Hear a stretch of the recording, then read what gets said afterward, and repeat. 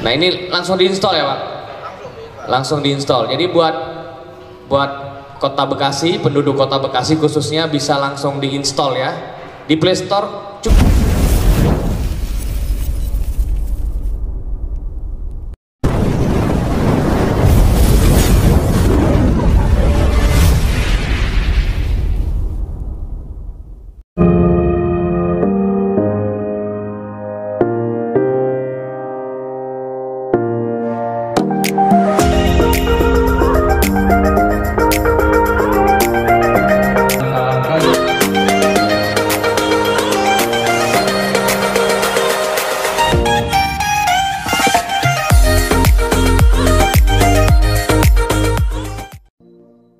Assalamualaikum warahmatullahi wabarakatuh. Waalaikumsalam warahmatullahi wabarakatuh. Salam sejahtera. Dan hari ini kita kembali untuk acara kita Telusur Solusi yang akan membahas tema digitalisasi kependudukan. Alhamdulillah di samping saya sudah ada Pak Kadis sendiri, Pak Kadis Dukcapil Kota Bekasi yang akan menjelaskan secara detail apa itu digitalisasi kependudukan. Jadi kita bisa menangkap dan mendengar dari sumber yang langsung saja ya, karena tidak berlama-lama. Pak Kadis juga mungkin banyak kerjaannya. Saya sapa dulu Pak Kadis, selamat siang Pak. Ya, siang. Selamat siang pemirsa, rekan-rekan yang menyaksikan Telusur Solusi. Terima kasih saya diberikan kesempatan untuk kita bisa melakukan sosialisasi terkait dengan digitalisasi produk-produk Adminduk di Kota Bekasi. Oke ya, Pak Kadis ini namanya udah jelas ya, Pak Taufik ya. Jadi kalau misalnya warga Bekasi sendiri yang melihat YouTube ini, nah ini sosok Kadis kita. Singkat saja Pak, ini seperti apa sih digitalisasi kependudukan ini Pak? Dan kapan launchnya? Gitu, silakan. Baik, terima kasih. Jadi mungkin seluruh warga Kota Bekasi, saya pada kesempatan ini akan menjelaskan bagaimana metamorfosis atau sebuah perubahan besar yang terjadi pada produk-produk administrasi kependudukan ya. Sebagaimana kita ketahui, Undang-Undang 24 2013 itu sudah mengamanatkan ya, di sebelumnya di Undang-Undang 23 tahun 2006 ya, itu yang terkait dengan Adminduk sudah diatur bahwa kita mengintegrasikan. Dulu sebelum itu kan kita tahu KTP itu pakai KTP saja. Kuning ya, KTP kuning ya, yang ditandatangani oleh kecamatan masing-masing. Nomornya bukan NIK tapi nopen, nomor penduduk. Nah itu yang dulu satu orang penduduk bisa terdaftar di beberapa tempat. Ya, karena bisa mencrok sana mencrok sini ya, Pak. Itu. Nah, setelah itu melalui Direktorat Jenderal Kependudukan dan Pencatatan Sipil Kementerian Dalam Negeri dilakukan integrasi melalui namanya aplikasi SIAK. SIAK itu Sistem Informasi Administrasi Kependudukan. SIAK itu yang menjadi satu-satunya ya, akses untuk proses pendaftaran penduduk ya, termasuk pencatatan peristiwa penting pencatatan sipil. Nah itulah yang menjadi dasar. Jadi induk dong ya? Induk ya. SIAK ini induk SIAK ya? Itu mengumpulkan seluruh data se-Indonesia Pak. Iya, ada di situ. Aplikasi satu-satunya yang nggak jebol ya Pak itu? Aman? Sampai saat ini aman. Aman ya? Dan bahkan Biorka kayaknya nggak dapat. Nggak bisa ya, nggak bisa masuk ya Pak. Oke siap. Ya paling tidak itu aman lah. Ya. Aman ya. Untuk sampai saat ini sampai aman saat ini. dijaga. Jadi ketika KPU mungkin sempat bobol, provider bobol, SIAK Kemendagri sampai saat ini aman ya Pak. Aman. Ini bukan bermaksud memancing ya saudara-saudara, enggak, memang kita harus memang jaga. Betul, ini bukti bahwa komitmen Kemendagri ya. Kemendagri tentunya kita memiliki sistem manajemen keamanan informasi yang betul-betul sudah berlapis ya, sudah betul-betul sangat sulit untuk ditembus lah, karena kita juga sekarang daerah saja sudah terkoneksi ke sana itu hanya melalui proxy saja. Jadi kita pengiriman data dan lain sebagainya udah nggak nyimpen lagi ada database di daerah, nggak ada database, satu-satunya database itu hanya di Kementerian Dalam Negeri seperti itu. Jadi mereka daerah itu cuma bisa narik data aja ya Pak? Iya, mereka nggak punya pusat data ya? Iya, hanya transmisi. Jadi pusat data hanya satu di sana. Pada saat mereka mendaftarkan, data ini langsung masuk ke SIAK. Iya, kita langsung submitkan melalui SIAK, masuk langsung ke Kemendagri. Jadi seperti itu. Nah, itulah yang mengawali aplikasi SIAK itu dimulai di tahun 2004 ya. 2004 mulai diintegrasikan, tetapi secara menyeluruh. Nah, mulai dilakukan penggabungan dengan merubah apa yang kita kenal KTP elektronik. Oke. Ya, KTP elektronik itu dimulai di 2012. KTP elektronik. Iya, betul. Di mana setiap warga negara harus direkam. Ya, kalau sebelumnya SIAK yang sebelumnya, sebelum KTP elektronik itu semua cukup dengan bawa foto aja udah selesai. Sama sidik jari ya? Ya, enggak. Dulu belum juga ya? Belum itu. Jadi cukup dengan masih ditandatangani oleh pejabat ya, pejabat yang berwenang. Kepala dinas pada saat itu. Nah, begitu 2012 itulah mulai titik awal dilakukan penunggalan data penduduk. Ya, jadi pencatatan nomor induk kependudukan atau NIK yang selama ini kita kenal itu menjadi satu-satunya yang terintegrasi dengan sidik jari, dengan iris mata, ya, dengan foto. Nah, itu digabungkan menjadi satu komponen biometrik yang didukung oleh biodata penduduk. 2012 nih udah mulai ya? Dimulai. Udah mulai agak strict ya? Makanya di situ mulai warga dihimbau pada saat itu diberikan kesempatan untuk datang berbondong-bondong, diundang ke kecamatan-kecamatan pada saat itu untuk dilakukan perekaman. Nah, itulah awal mula perekaman massal kita lakukan, menjadikan sebuah proses data elektronik itu berjalan, jadi menjadi sebuah komitmen bersama seluruh Indonesia, sehingga NIK itu menjadi satu-satunya alat bukti kependudukan yang ada di Indonesia, khususnya di Kota Bekasi. Nah, dari situ maaf Pak, sebelum lanjut, 2012 pada saat itu negara mana saja yang sudah memakai cara ini Pak? Tentunya di beberapa negara maju ya, seperti misalnya di USA itu sudah Eropa sudah menggunakan sistem ya Pak ya. Jadi single submission number itu atau single identification number itu sudah digunakan di daerah-daerah yang negara-negara maju. Pada saat itu sudah, bahkan sebelum 2010 mereka sudah pakai ya. Untuk Asia Pak, untuk Asia pada saat itu sepertinya India sudah ya. India sudah ya, luar biasa ya. India ya. Singapura juga sudah. Nah, cuman kita kan sudah memulai di 2004 tadi dengan NIK-nya dulu, dari tadinya Nopen yang basisnya per kecamatan itu NIK-nya dicoba dijadikan tunggal dengan kode. Pertama kali ada yang mengenal kode provinsi, kode kabupaten kota, kode kecamatan, tanggal lahir dengan kode per orang. Hanya pada saat itu sistemnya belum siap untuk melakukan pendataan secara menyeluruh. Nah, menyeluruh itu ketika dimulai di 2012 dilakukan perekaman, disitulah juga betul-betul warga itu tidak bisa lagi memiliki NIK ganda. Oke, nggak bisa menduplikasi lagi, nggak bisa mencok-mencok kemana? Ya, nggak bisa, karena bukan hanya sekedar foto, tapi juga dilakukan iris mata, termasuk juga fingerprint. Itu yang tidak bisa dibohongi. Nah, setelah itu berkembang, kita di 2018 ke 2019 mulai ada di 2019 khususnya di awal tahun 2019 kita mulai diuji cobakan penandatanganan digital atau TTE ya, tanda tangan elektronik.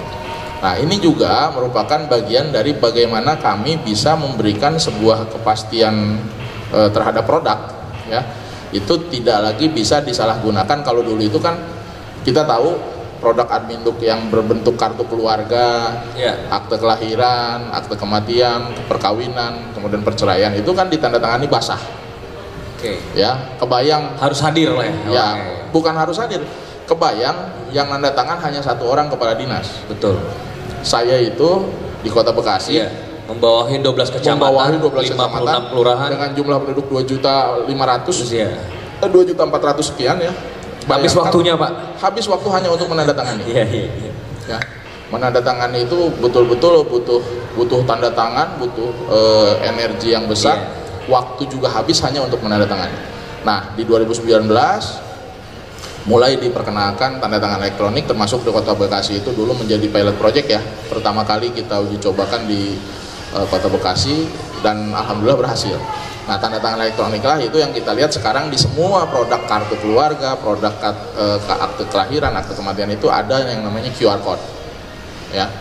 QR code atau itu yang bisa diyakinkan keabsahannya dengan melakukan scan QR code-nya. Jadi dengan scan QR code kita sudah bisa meyakini bahwa data itu valid. Karena apa? Nanti begitu di scan dia akan keluar centang hijau. Dinyatakan status dokumen aktif. Nah, artinya aktif itu sudah terintegrasi dengan database, sudah punya datanya, sudah direcord ya. Iya, dan termasuk ditandatangani pada tanggal berapa ya oleh siapa pejabatnya, misalnya kalau Kota Bekasi itu oleh saya ya. Dan dilihat pada tanggal berapa. Jadi itu bukti-bukti itu bisa menjadi sebuah bukti autentifikasi terhadap keberadaan database penduduk tersebut. Nah, di sana sudah mulai di 2019 itu melakukan proses tanda tangan elektronik. Dilanjutkan di tahun 2020 dialihkannya produk Adminduk yang berbentuk kertas. Ya. Yang dulu itu kita harus ada belangko KK, belangko akte, ya, akte beda-beda warnanya, warna, ya, betul. Ya. Itu di 2020 bulan Juli kalau nggak salah 1 Juli ya, kita sudah menggunakan seluruhnya digital. Digital itu dalam arti bisa di print sendiri. Warga menerima email. Hanya email saja ya. Warga menerima email. Nanti PDF di-download menjadi PDF, PDF-nya disimpan. Disimpan oleh setiap warga untuk bisa dilakukan kapanpun mereka menggunakan untuk dilakukan kebutuhan. Jadi nggak perlu lagi fotokopi, tapi tinggal di print out. Di kertas A4 ya. Kertas biasa saja, kertas, apa ya? Kertas A4, pokoknya folio A4 putih 80 gram. Nah itu yang kita merupakan transformasi digital Adminduk di Republik ini. Terakhir, nah itu 2020 Pak ya? Ya, itu di 2020 sudah mulai rata warnanya putih saja ya? Pokoknya putih, banyak yang protes. Iya. Katanya nggak ada bagus-bagusnya nih kakak, nggak ada bagus-bagusnya nih akte, nggak gagah. Nggak ada gagah-gagahnya, apalagi kalau akte kelahiran kan, akte kelahiran dibawa sampai mati kan? Iya betul Pak. Dulu yang akte cetak belangko itu kan warna hijau dia. Ada warna hijau, terus ada ininya kan, ada logo hologramnya ya. Benar, ada penangnya. Bagus lah dilihatnya kalau dipasang pakai laminating terus ditempatkan di itu ya. Tempat map yang keren itu kan di bawah-bawah ya, Pak. Artinya sama levelnya menjadi surat berharga. Betul. Nah, saat ini ya tidak perlu lagi itulah ya. Cukup aja bawa handphone, pegang PDF-nya, kapan butuh ya di print, kertasnya mau dibuang juga nggak apa-apa, nanti kita bisa print lagi gitu ya Pak. Print lagi gitu kan. Nah yang penting itulah bagian dari sebuah proses digitalisasi yang kita lakukan. Dan terakhir di 2022 kita juga sudah memperkenalkan tadi melalui Ditjen Kependudukan dan Pencatatan Sipil Kemendagri itu namanya identitas digital kependudukan atau digital ID lah yang sekarang kita kenal. Nah inilah. Ini kapan mulai ini digital ID ini? Di awal 2022. Di awal 2022. Ya, kita sudah mulai uji coba dulu di kalangan aparatur Dukcapil ya. Itu kalangan aparatur Dukcapil sudah duluan ya. Ini seperti yang saya menemani saya ini kan Pak Hudori, beliau juga sudah punya duluan. Saya juga sudah kita aktifasi duluan. Nah, setelah itu kemarin sudah mulai kita uji cobakan di bulan Agustus September. Itu untuk seluruh aparatur di Kota Bekasi, seluruh yang baik itu ASN maupun non ASN yang ada di Kota Bekasi, di setiap OPD kita coba masukkan untuk menjadi aktif digital ID-nya, termasuk bagi warga. Ya, kita coba bikin. Warga sudah mulai. Sudah mulai bagi warga yang membutuhkan cetak ulang KTP karena hilang, rusak ya, ataupun karena misalnya pindah datang. Nah itulah kami coba tawarkan dengan digital ID. Nah ini tentunya gambaran ini, transformasi ini niatnya sebetulnya yang pertama adalah bagaimana sistem informasi keamanan data pribadi itu menjadi tanggung jawab pribadi. Ya kan? Ya. Karena apa? Dipegang sendiri. Iya dong, ketika PDF-nya sudah dipegang, Ketika digital ID-nya sudah dipegang di handphonenya, maka yang menjaga itu sudah bukan lagi kami, negara. Dinas lagi ya? Iya, karena negara itu nanti cuma menyiapkan server induknya saja, ya dijagain server induknya, tapi untuk pribadi-pribadinya misalnya sudah masing-masing menjaga ya. Misalnya saya, kalau sampai data saya disalahgunakan oleh pihak lain, maka saya yang bertanggung jawab. Karena apa?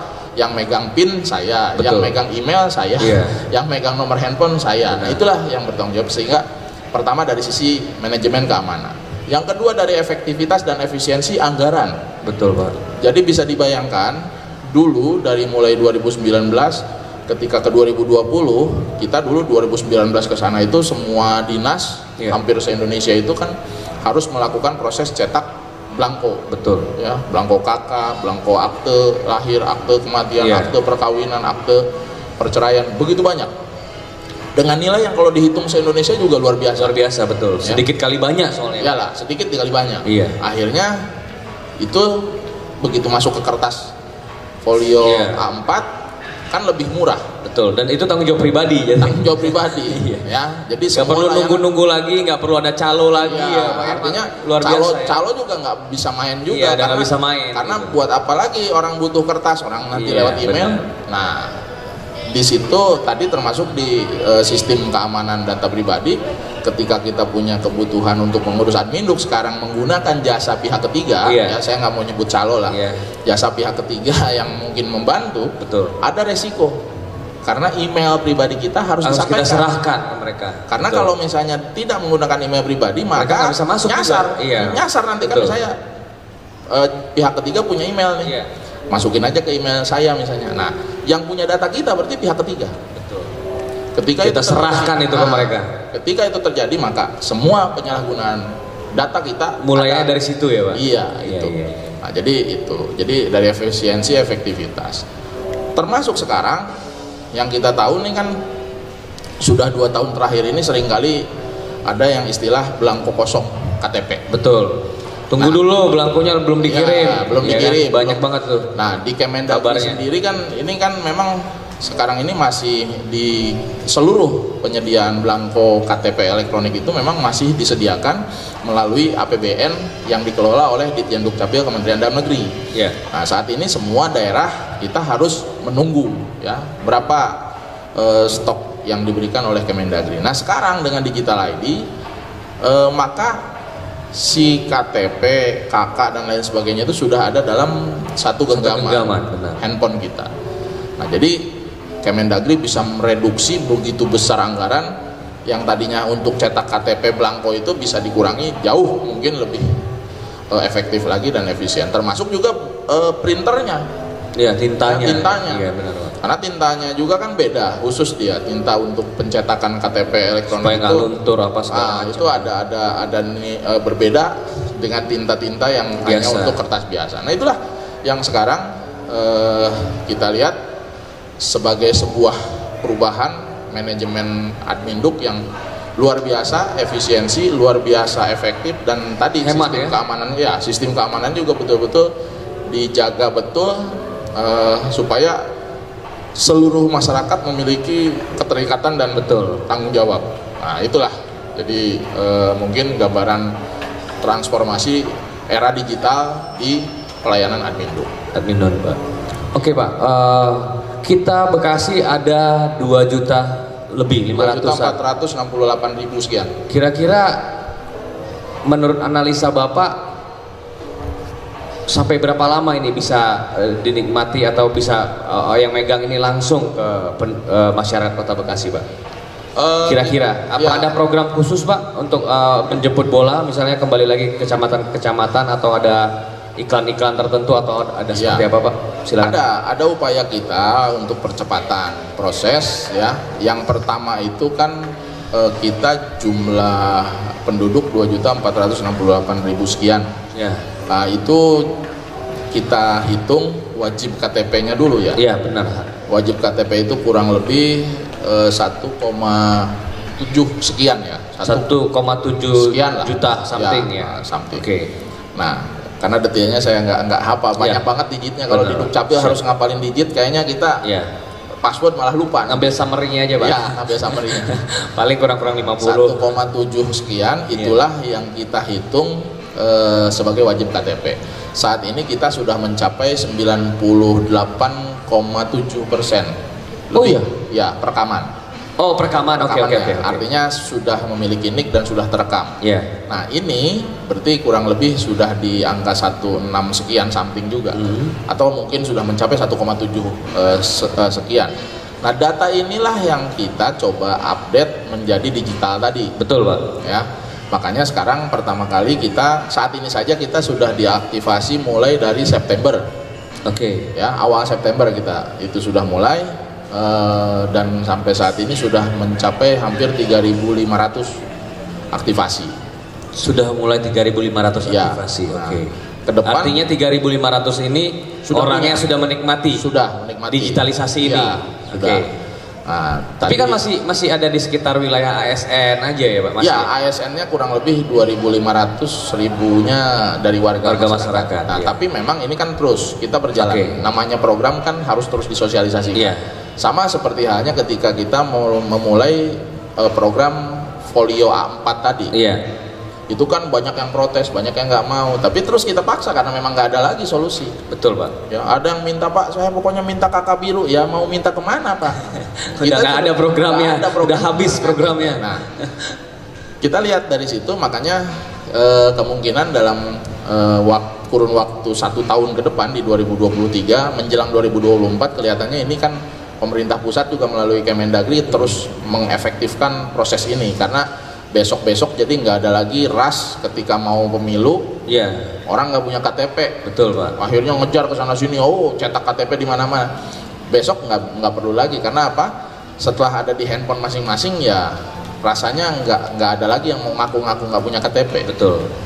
Nggak bisa juga dimanfaatkan. Nah, untuk orang yang 3.500 ini upayanya seperti apa sih, Pak, untuk mengaktifasinya? Ini biar masyarakat juga pada tahu cara mengaktifasinya, Pak, seperti apa? Sekarang ini yang pertama kita membuka di 3 mall pelayanan publik yang kita miliki. Kita kan Dukcapil memiliki 3 pelayanan mall publik ya, MPP. Pelayanan di MPP, ada di MPP BTC, ada MPP di BTC, MPP APG, Atrium Pondok Gede. Atrium Pondok Gede, MPP ya, warga Pondok Gede bisa ke sana. Satu lagi di Plaza Cibubur. Plaza Cibubur, ya, Jakarta. Cibubur sana Jati Sampurna, arah Oke. Depok perbatasan. Nah, Iya. Jakarta Timur perbatasan Depok. Nah, itulah yang kita sekarang membuka layanan itu. Ini kita Khusus di Dukcapil untuk verifikasi kembali ya, Pak? untuk mengaktifasi ya. Aktivasi. Jadi proses aktivasinya juga memang harus pertama yang datang ya pribadinya. Harus orangnya yang datang. Iya. Pastikan sudah memiliki handphone Android. Betul. Kita masih aktifnya di Android. Iya. Nah, Android itu nanti pastikan handphone, email dan nomor teleponnya terintegrasi dalam satu gadget. Iya. Ya, seperti aplikasi-aplikasi lain lah seperti ya. Android biasa lah Nah, ya. Bukan hal yang ajaib lagi ya yang punya Android. Jadi email, nomor handphone dan si aplikasinya harus dalam satu gadget yang sama. Nah, kemudian nanti download aplikasinya di Play Store ya. Iya. Play Store itu. Oh, berarti bisa di-download dulu sebelum Ya, datang, download dulu apa, Pak? di-download. Boleh silakan, Pak, nama ininya. Nama aplikasinya itu Identitas Digital Kependudukan. Ya, jadi ada satu aplikasi di Play Store namanya Identitas Digital Kependudukan. Identitas Digital Kependudukan. Itu aplikasi milik Kementerian Dalam Negeri. Jadi sebelum datang ke mall-mall itu dulu mungkin ya, Pak, ya, di-download dulu ya setelah di rumah itu, masing-masing. Nanti kemudian seperti biasa mengisi ya, ada foto selfie dulu. Iya. Jadi ada foto selfie untuk memverifikasi foto kita dengan foto yang ada di Yang database. data yang sudah ada ya. Foto selfie, kemudian mengisi di situ ada nomor induk kependudukan, nomor handphone, email ya, data-data yang seperti itu memang biasa diisi. Kemudian pada saat setelah submit, nah nanti pastikan sudah berada di lokasi tersebut karena ketika sudah kita submit maka disitulah ada yang namanya proses scan QR code. Oke. Nah, QR code itu bisa dikeluarkan oleh petugas kami. Siap. Nah, setelah QR code-nya dikeluarkan petugas kami, di-scan, maka itulah keluar yang namanya aktivasi digital ID. Pak, bisa ditunjukin Pak ke pemirsa kita seperti apa sih Pak ikon di Play Store-nya? Tadi namanya apa? Identitas digital kependudukan. Nih, di Play Store. Kependudukan, oh langsung. Jadi pemirsa langsung keluar ya. Begitu kita coba cari di Play Store, dia langsung keluar tuh. Iden aja, kita ketik Iden saja, dia langsung keluar menjadi identitas kependudukan. Langsung dia ada di bar searchingnya identitas kependudukan nih, seperti ini mungkin ya. Tuh ada gambarnya Pak, saya sudah dapat Pak. Saya langsung sudah dapat ya. Nah ini langsung diinstal ya Pak. Langsung diinstal. Jadi buat Kota Bekasi, penduduk Kota Bekasi khususnya bisa langsung diinstal ya. Di Play Store cukup ketik Iden saja, dia langsung keluar di Google searchingnya Pak. Langsung keluar, kemudian langsung diinstal ya Pak. Saya belum install nih, tapi saya sudah cek cepat juga ya, cepat juga. Nah, oke. Kalau hanya 3 mall berarti ya? Ya kita coba di sana dulu, karena kan kita tahapnya sosialisasi. Ya, sebentar lagi kita sedang persiapkan aktivasi di stasiun kereta api.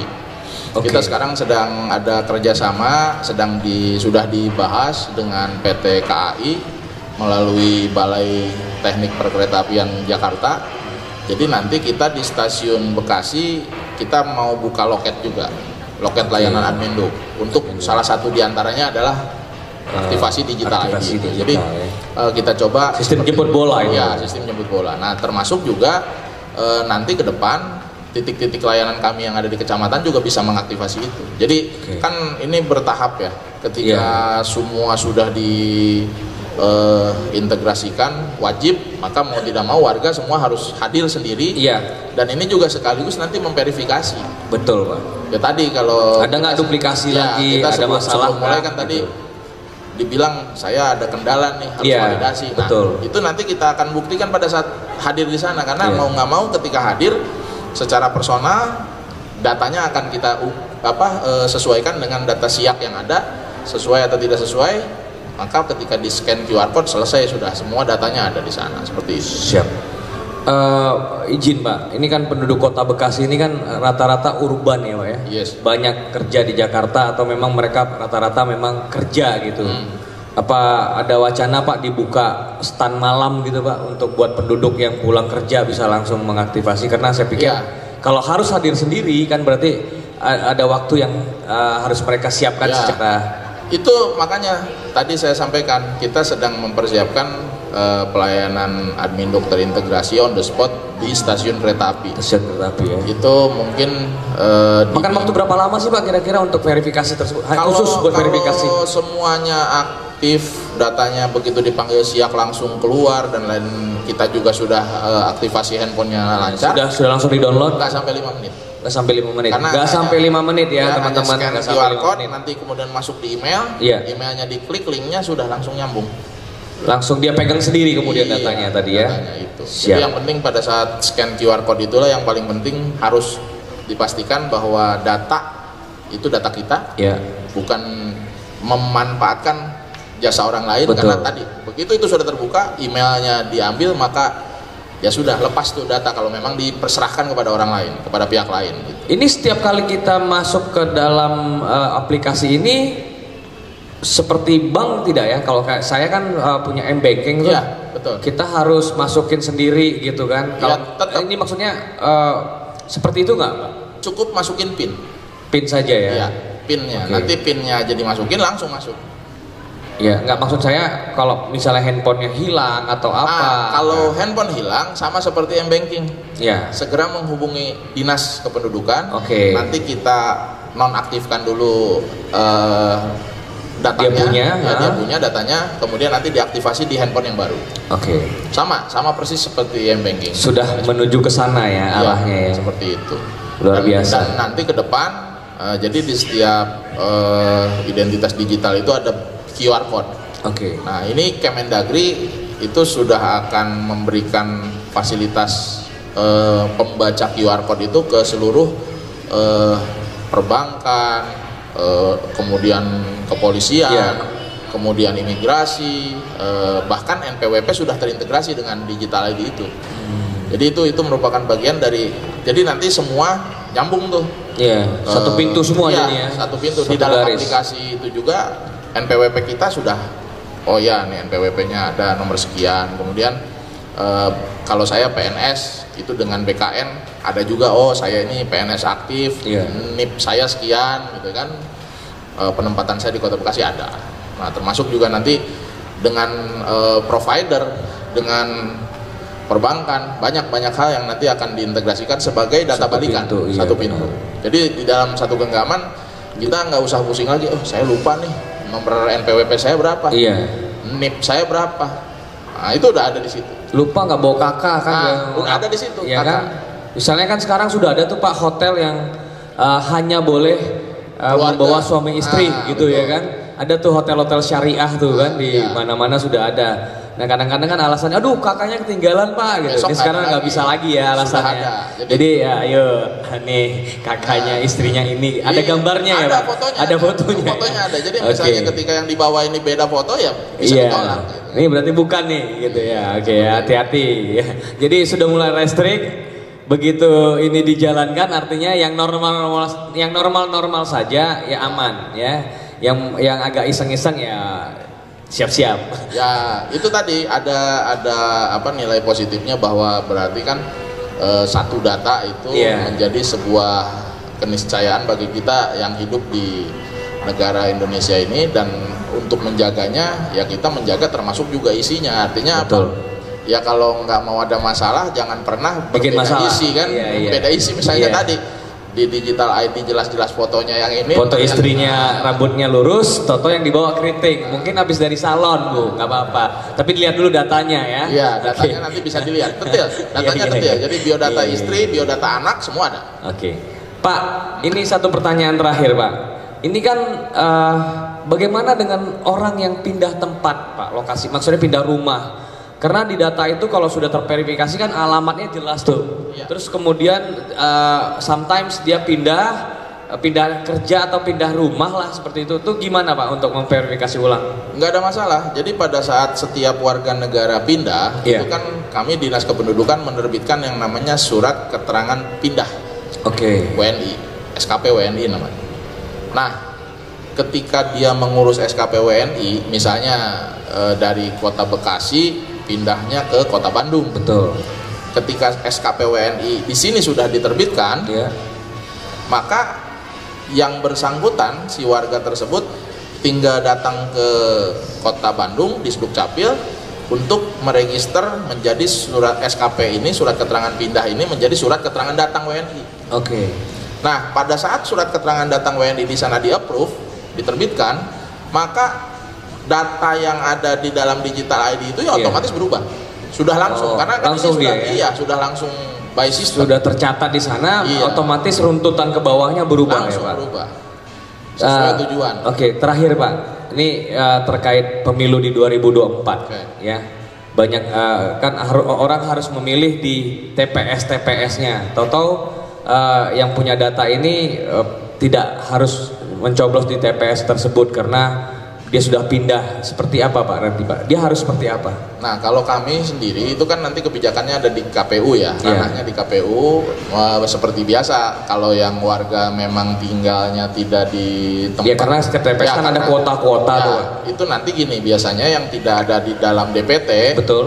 atau yang sudah ada di DPT sini, tapi itu kan biasanya Iya. menggunakan KTP tuh. Iya. Ya, KTP lapor, kemudian nanti oleh petugas di TPS diberikan ada kuota. Ada notis ya. Nah, besok nggak usah lagi nunjukin belangko KTP kan, tinggal Iya, cukup nunjukin seperti itu. digital ID, itu yang pertama. Terus yang kedua, kalau terkait dengan datanya sendiri saat ini kan tetap berbasisnya adalah berbasis domisili. Betul Pak. Sehingga ketika misalnya saya tinggal di Kota Bekasi, maka saya berhak memilih dari mulai presiden, DPRD tingkat DPR pusat, DPR RI, DPR provinsi, dan DPR provinsi. Yang masalah tuh kan di DPR dapilnya ya, ya, selalu nah, bermasalah. Biasanya seperti itu. Nah, tapi tadi kalau misalnya sekarang tetap domisili itu menjadi satu-satunya yang menjadi cara memilah pemilih itu ya. Sudah ada nggak Pak kira-kira pihak KPU menghubungin Disduk Capil Kota Bekasi, KPU Bekasi untuk udah jalan sinergikan kegiatan ini? Jadi kita sinergitas sudah dibangun,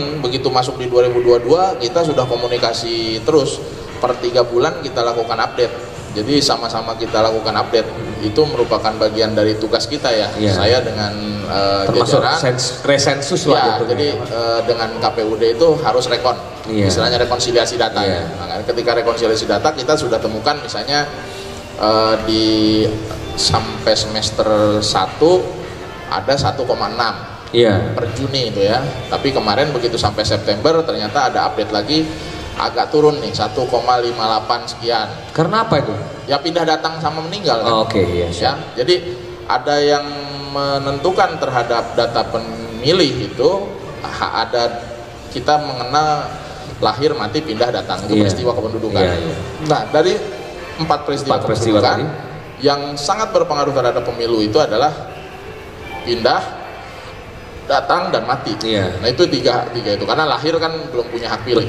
Nah itulah yang sekarang saya dengan jajaran terus juga meningkatkan pencapaian akte kematian supaya warga yang nggak ada lagi uka-uka nanti pas pemilu gitu kan. Tiba-tiba almarhum bisa memilih gitu. Nah itu kita sekarang sedang kita terus kejar. Kita kerjasama dengan TPU. Kemudian dengan rumah sakit supaya warga yang meninggal langsung diproses. Nah terus yang dengan pindah datang tadi kita terus melakukan update dari per bulan itu yang migrasi, baik yang masuk maupun yang keluar, sehingga kita tahu ternyata warga yang Kota Bekasi usia 17 tahun ke atas sudah pindah keluar itu tadi berkurang dari 1 sekian sekarang menjadi 1,58 sekian, berarti kan ada sekitar 100 something ya 2000 sekian lah ya yang bergeser itu ya, dan termasuk yang meninggal. Tapi tadi intinya setiap bulan kami lakukan proses itu, dan dengan KPUD-nya setiap 3 bulan kita rekonsiliasi. Selalu rekonsiliasi data ya Pak ya. Kita pastikan jadi nggak ada data bocor lagi. Jangan sampai jangan sampai ada penggelembungan suara di tempat-tempat tertentu. Seringkali kan dimanfaatkan. Betul Pak. Untuk daerah-daerah kota mungkin agak lebih aman lah kan, kalau misalnya yang di Puncak Jaya sana, Irian kan itu kan kadang-kadang kan masih belum terjangkau. Oke, kita jangan melebar saudara, cukup di sini aja. Di Disduk Capil ini saya sudah mulai ngarahin ke politik tadi sebentar. Nah, jadi luar biasa Pak, boleh diterangkan kembali Pak bahwa warga Bekasi harus kemana nih Pak ke pelayanan publik? Silakan Pak. Jadi, closing statement sekalian. Bagi warga Kota Bekasi, pertama kami Dinas Kependudukan dan Pencatatan Sipil saat ini terus meningkatkan titik layanan bagi warga melakukan pelayanan kependudukan. Dari 7 layanan yang kami jadikan layanan inti, baik itu KTP elektronik, kartu identitas anak, kartu keluarga, akte kelahiran, akte kematian, surat pindah, dan surat datang penduduk. Pertama kami layani melalui aplikasi e-Open, elektronik online pelayanan kependudukan. Itu kami silahkan bisa di-download di Play Store. Dari 780.000 kepala keluarga yang sudah download tuh hampir 380.000, artinya sudah 50% lebih luar biasa memproses dokumen itu melalui e-Open. Itu yang pertama. Yang kedua, kami juga membuka titik layanan itu saat ini di 12 kecamatan, 3 mall pelayanan tadi, 12 kecamatan itu yang ada di Kota Bekasi, 3 mall pelayanan itu ada di BTC, Bekasi Timur, APG Pondok Gede, dan Plaza Cibubur, Jati Sampurna. Nah, selain itu, dimulai di bulan Agustus kemarin kita juga sudah membuka layanan di 12 kelurahan di masing-masing kecamatan. Jadi satu kelurahan di satu kecamatan itu sudah bisa melakukan pelayanan untuk perekaman baru KTP elektronik untuk pengurusan akte kematian dan akte kelahiran. Nah ini proses-proses ini kami terus maksimalkan sampai targetnya ya, kalau memang ada dukungan juga dari stakeholder yang ada, berbagai pihak, misalnya dari DPRD ya, dari pemerintah kota, kita ingin 56 kelurahan juga sudah bisa melakukan pelayanan sendiri ya Pak ya. Itu di akhir 2023 ya, karena kita targetnya tetangga kita nih DKI kan sudah seperti itu. Jadi warga banyak yang menuntut di DKI kok bisa di kelurahan, kenapa di sini masih di kecamatan? Nah, itu yang kita lakukan. Itu yang pertama. Jadi komitmen kami terus melakukan online, offline kami layani. Kalau online-nya tadi di open, kalau offline-nya silahkan datang ke kelurahan. Itu yang pertama. Yang kedua, selalu urus sendiri. Ya, dokumen Adminduk ini menjadi dokumen yang dipertanggungjawabkan oleh masing-masing warganya. Jangan sembarang lagi memberikan data penduduk kita kepada pihak yang tidak kita kenal, hanya misalnya hanya untuk mengurus KTP, tiba-tiba oke dicetakin KTP-nya, tahu-tahu besok KTP-nya dijadiin jaminan di di pinjaman online. Kita nggak pernah tahu, itu seringkali yang terjadi. Atau ada juga yang misalnya tiba-tiba dimanfaatkan datanya untuk leasing mobil.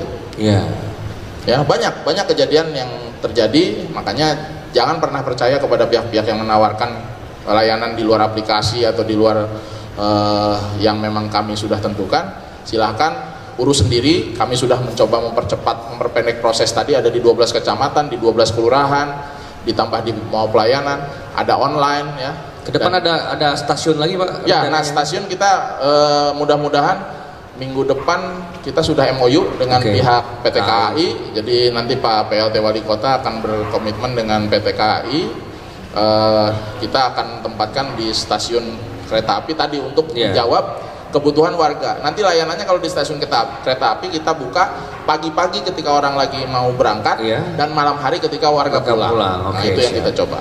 Nah, yang terakhir tentunya kami juga berharap bahwa dalam proses Adminduk ini ya semua adalah kesadaran dari diri pribadi. Ketika ada proses-proses peristiwa Adminduk yang terjadi, misalnya tadi ada lahir, ada mati, ada pindah, ada datang, segera laporkan kepada kami. Karena apa? Lahir, mati, pindah, datang ini berpengaruh terhadap jumlah penduduk, terhadap pelayanan migrasinya, termasuk pelayanan publik yang ada di pemerintah kota, termasuk juga tadi untuk mempersiapkan pemilu yang lebih demokratis lagi di tahun 2024. Betul. Ya. Kalau ada mau keluhan, saran, masukan, pertanyaan dan lain sebagainya, kami sudah buka berbagai akses medsos. Bisa di Instagram, bisa di Facebook, bisa di Twitter, bisa di website kami ya, di disdukcapil.bekasikota.go.id, Facebook, Twitter dan Instagramnya Disdukcapil Kota Bekasi ya. Dan kita juga membuka WhatsApp Center ya, ada di 081183555599 ya, 081183555599. Itulah nomor WhatsApp Center yang bisa diakses. Jadi nggak perlu lagi nanya di medsos misalnya, atau nanya itu DM aja langsung ke petugas kami. Kami lakukan pelayanan untuk mempercepat warga memahami apa itu Adminduk. Itu mungkin. Nanti di produk kita ini juga di YouTube nanti diterangkan ya nomor tadi itu di bawah. Boleh. 00 sekian gitu, ntar bisa dicatat, Pak. Bisa di-share. Dan saya mohon ke Bapak bahwa nanti hasil dari ini bisa di-share juga ke nanti kita share teman-teman yang lain di Disdukcapil biar menjadi alat suara juga, Pak. Terima kasih Pak Taufik buat waktunya. Sama-sama. Luar biasa ya. 50 menit saudara, kita bicara terus ini, banyak hal yang sudah kita buka, Bapak juga sudah luar biasa menerangkan hal-hal yang baru. Nah, revolusi industri itu ternyata sudah sampai juga ke Dinas Penduduk dan Catatan Sipil ya Pak. Jadi semua one hand, semua ada di genggaman ya, rahasia pribadi kita, catatan apapun ada di satu tangan ini, satu handphone ini. Jadi jangan sempat disebarluaskan ke tempat yang lain, karena kita sendiri nanti akan bertanggung jawab dengan data kita sendiri ya Pak ya. Betul. Terima kasih Pak Taufik, luar biasa. Terima kasih buat kedatangannya Mas. Terima kasih Mas. Nah, buat program Telusur Solusi, terus saksikan program ini. Ke depan kita akan membahas hal-hal yang lebih menarik lagi. Jangan lupa untuk terus stay tune ya. Share juga kepada yang lain agar setiap kali Telusur Solusi melakukan satu frame itu pasti ada satu hal-hal yang baru yang bisa menjadi informasi menarik dan tambahan, menambah wawasan kita. Wabillahi taufiq wal hidayah. Saya sudahi pertemuan hari ini. Wassalamualaikum warahmatullahi wabarakatuh.